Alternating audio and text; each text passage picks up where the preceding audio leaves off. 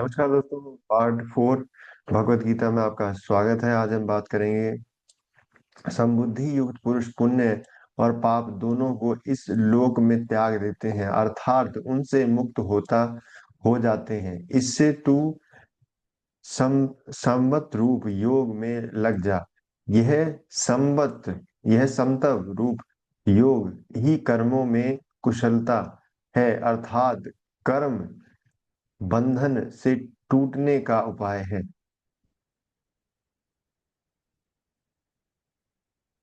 जिस काल में तेरी बुद्धि मोह रूप दलदल को भली भांति पार कर जाएगी, उस समय तू सुने हुए और सुनने में आने वाले इस लोक और परलोक समाधि सभी भोगों से वैराग्य को प्राप्त हो जाएगा। भांति भांति के वचनों को सुनने से विचलित हुई तेरी बुद्धि जब परमात्मा से अचल और स्थिर ठहर जाएगी, तब तू योग को प्राप्त हो जाएगा, अर्थात तेरा परमात्मा से अत्यंत संयोग हो जाएगा। अर्जुन बोले, हे केशव, समाधि में स्थित परमात्मा को प्राप्त हुए स्थिर बुद्धि पुरुष का क्या लक्षण है? वह स्थिर बुद्धि पुरुष कैसे बोलता है, कैसे बैठता है और कैसे चलता है? चलिए कुछ चित्र देखते हैं। तो यहाँ पर यही कह रहे हैं कि स्थिर बुद्धि जो पुरुष है, एक स्थिर बुद्धि जो पुरुष है, वो किस प्रकार से बोलता है, किस प्रकार से बैठता है, किस प्रकार से रहता है। तो जैसा कि हमने देखा अब तक कि भगवान कृष्ण अर्जुन को समझा रहे हैं कि जीवन मृत्यु के बीच में, इस युद्ध के बीच में तुम खड़े हो, तुम अपने और परायों के बीच में परेशान हो। तुम्हें मात्र अपने कर्मों पे ध्यान देना चाहिए, क्योंकि योग्य पुरुष सिर्फ अपने कर्मों पे ध्यान देते हैं, किसी और पे ध्यान नहीं देते। ये जातियां, ये समाज, ये रिश्ते, ये नाते मात्र शरीर के हैं, आत्मा के नहीं है। आत्मा ना मारी जा सकती है, ना जन्मती है, वह सिर्फ शरीर बदलती है बचपन से लेकर बुढ़ापे तक। और एक योद्धा के एक शरीर में, क्षत्रिय के शरीर में तुमने जन्म लिया है।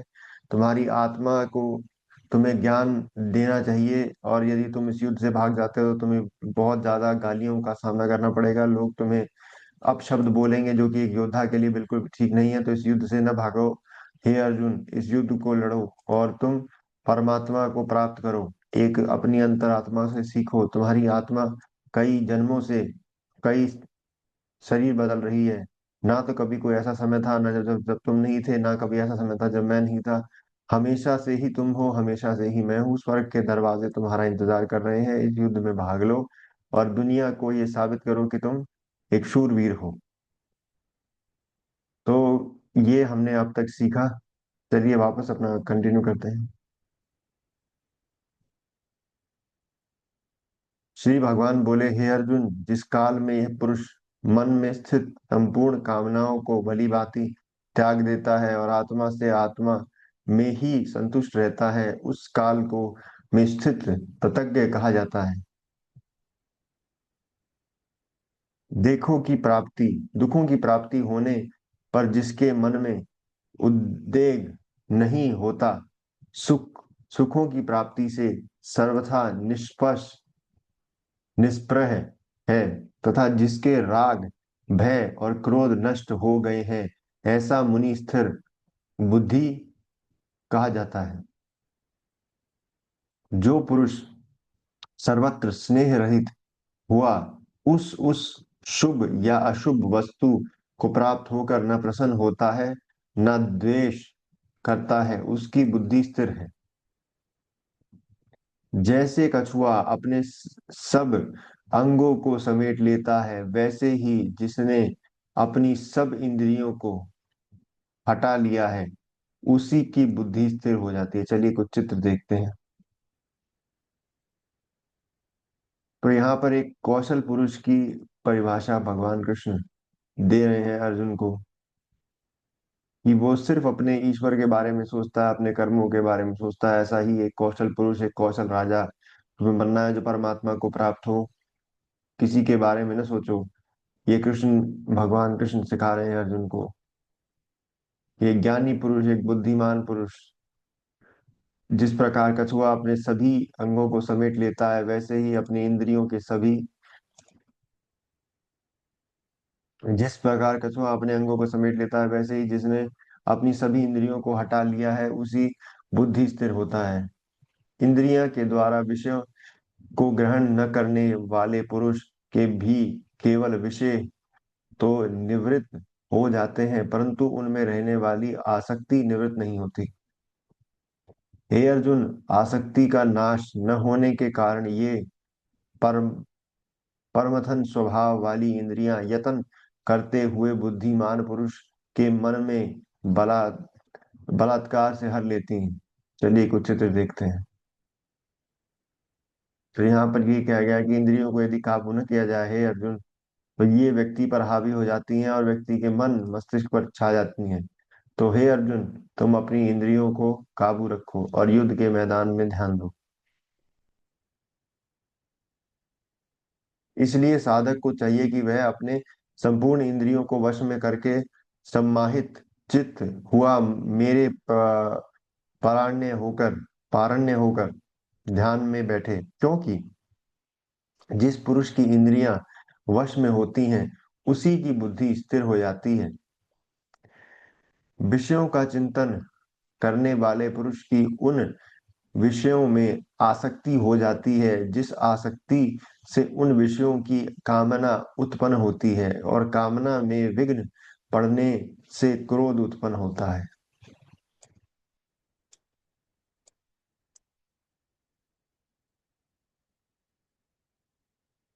क्रोध में अत्यंत मूढ़ भाव उत्पन्न हो जाता है।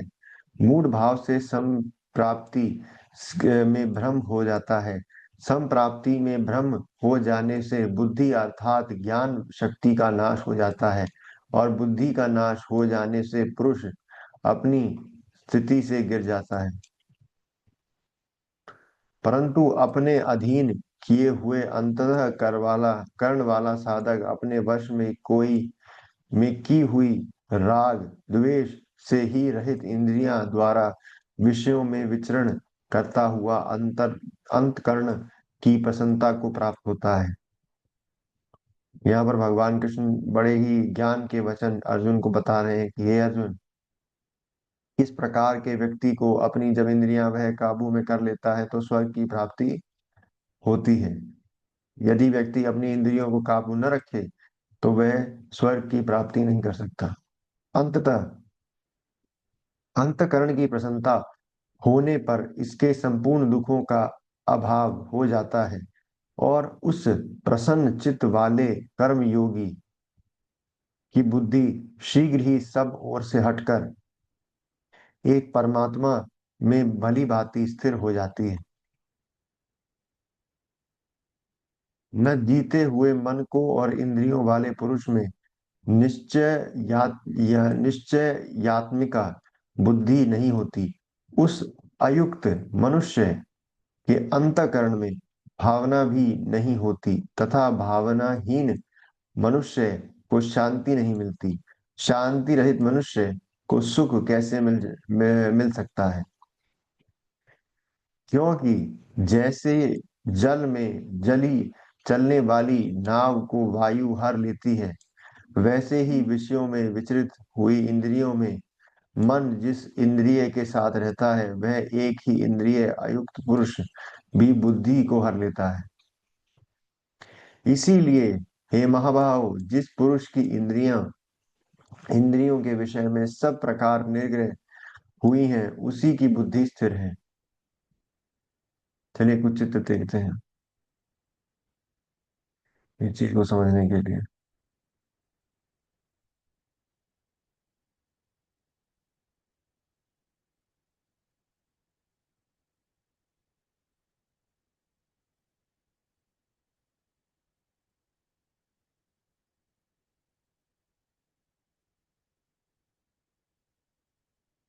संपूर्ण प्राणियों के लिए जो रात्रि के समान है, उसी नित्य ज्ञान स्वरूप परमानंद की प्राप्ति में स्थिर प्रत्यज्ञ योगी जागता है। जिस नाशवान सांसारिक सुख की प्राप्ति के लिए सब प्राणी जागते हैं। परमात्मा के तत्व को जानने वाले मनुष्य मुनि के लिए यही यह रात्रि के समान है। जैसे नाना नदियों में जल सब ओर से परिपूर्ण अचल प्रतिष्ठा वाले समुद्र के में उसको विचलित न करते हुए ही समा जाता है, वैसे ही जब भोग जिस स्थिर प्रत्यज्ञ पुरुष के लिए प्रकार का विकार उत्पन्न किए बनी है, समान समा जाते हैं। वही पुरुष शांति को प्राप्त होता है, भोगों को चाहने वाला नहीं। जो पुरुष संपूर्ण कामनाओं को त्याग कर ममत रहित, अहंकार रहित, स्पराहित रहित हुआ विचरता है, वही शांति को प्राप्त होता है, अर्थात शांति को वही शांति को प्राप्त होता है। हे अर्जुन, यह ब्रह्म को प्राप्त पुरुष की स्थिति है। इसको प्राप्त होकर योगी कभी मोहित नहीं होता, अंत काल में भी इस ब्राह्मी स्थिति में स्थित होकर ब्रह्मानंद को प्राप्त होता है।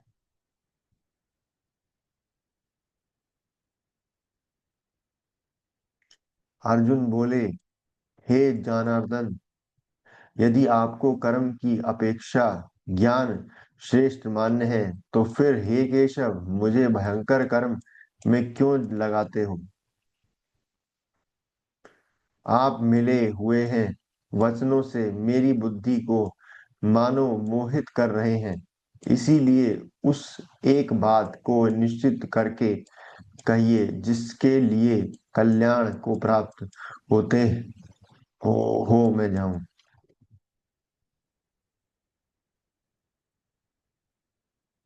श्री भगवान बोले, हे निष्पाप, इस लोक में दो प्रकार के ही निष्ठ मेरे द्वारा पहले वर्ण किए गए हैं। उनमें से सांख्य योगियों की निष्ठा तो ज्ञान योग से है और योगियों की निष्ठा कर्म योग से होती है। मनुष्य ना तो कर्मों का आरंभ किए बिना निष्कर्मता को यानी योग निष्ठा को प्राप्त होता है, न कर्मों के केवल त्याग मात्र से सिद्धि यानी सांख्य निष्ठा को प्राप्त होता है। निसंदेह कोई भी मनुष्य किसी भी काल में क्षण मात्र भी बिना कर्म किए नहीं रहता, क्योंकि सारा मनुष्य समुदाय प्रकृति जनित गुणों द्वारा परवश हुआ कर्म करने के लिए बाध्य किया जाता है। जो मूढ़ी बुद्धि मनुष्य समस्त इंद्रियों को हठ पूर्वक ऊपर से रोक कर मन से उन इंद्रियों में विषयों का चिंतन करता रहता है, वह मिथ्याचारी अर्थात दब्बी कहा जाता है। किंतु हे अर्जुन, जो पुरुष मन में इंद्रियों को वश में करके अनासक्त हुआ समस्त इंद्रियों द्वारा कर्म योग का आचरण करता है, वही श्रेष्ठ है। तू शास्त्र वहित कर्तव्य कर्म कर, क्योंकि कर्म न तो करने की अपेक्षा कर्म करना श्रेष्ठ है, तथा कर्म न करने से तेरा शरीर निर्वाह भी नहीं सिद्ध होगा। यज्ञ के निमित्त किए जाने वाले कर्मों से अतिरिक्त दूसरे कर्मों में लगा हुआ ही यह मनुष्य समुदाय कर्मों से बंधा है। इसलिए हे अर्जुन, तू आसक्ति से रहित होकर उस यज्ञ के निमित्त की भली भांति कर्तव्य कर्म कर।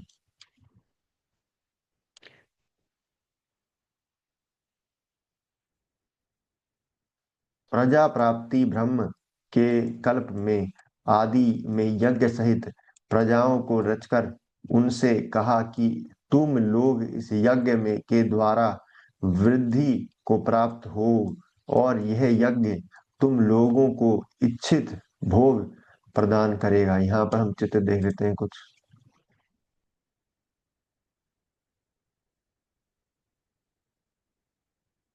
भगवान कृष्ण यहाँ पर अर्जुन को यही समझा रहे हैं कि सिद्ध पुरुष किस प्रकार से ज्ञान के माध्यम से समय को, अपने शरीर को और जीवन में एक योग्य पुरुष बनकर जीवन में आगे बढ़ता है। तो यहाँ पर भगवान कृष्ण ज्ञान दे रहे हैं किस प्रकार समंदर में व्यक्ति चला जाता है नाव के, जैसे नदियों से पानी बहता हुआ समंदर में मिल जाता है, परंतु वह कभी भी विचलित नहीं होता। उसी प्रकार मन को हमें परमात्मा की ओर ले जाना चाहिए, बिना विचलित करे हुए किसी और सामाजिक और दुनियावी चीज से जोड़कर। तुम लोग इस यज्ञ के द्वारा देवताओं को उन्नत करो और वे देवता तुम लोगों को उन्नत करेंगे। इस प्रकार निस्वार्थ एक दूसरे को उन्नत करते हुए तुम लोग परम कल्याण को प्राप्त हो जाओ। तो ये थी आज की वीडियो। यदि आपको अच्छी लगी हो तो लाइक से सब्सक्राइब कीजिएगा। मैं मिलता हूँ आपसे अगली वीडियो में, तब तक के लिए शुक्रिया।